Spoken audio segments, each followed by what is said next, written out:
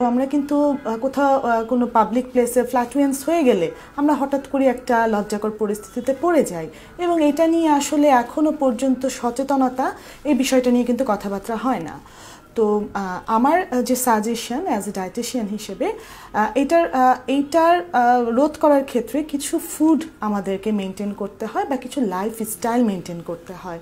তো লাইফস্টাইল মেনটেনের ক্ষেত্রে কিছু বিষয় আছে, একদম নিয়মমাফিক খাওয়া, এমটি স্টোমাক না থাকা, কারণ খালি পেট থাকলেই কিন্তু ফ্ল্যাটুয়েন্সের সম্ভাবনা হাই থাকে এবং খালি পেট থাকার পরে যদি কেউ অতিরিক্ত তেলে ভাজা পোড়া খাবার খায় তাহলে অবশ্যই তার ফ্ল্যাটুয়েন্স হবে। এক্ষেত্রে অনেকের ক্ষেত্রে আমরা সাজেশন দিয়ে থাকি সকালে খালি পেটে আমরা যেন তেলে ভাজা কোনো খাবার না খাই, এক্ষেত্রে ফ্ল্যাটুয়েন্স হওয়ার সম্ভাবনাটা অনেক হাই থাকে। তার পাশাপাশি হচ্ছে যখন আমরা অনেকক্ষণ ধরে না খেয়ে আছি তখনও যেন আমাদের খাবার খাওয়ার ক্ষেত্রে একটু খেয়াল রাখতে হয় যেটা আমাদেরকে গাটকে আরাম দিবে বা আমাদের পেটকে আরাম দিবে।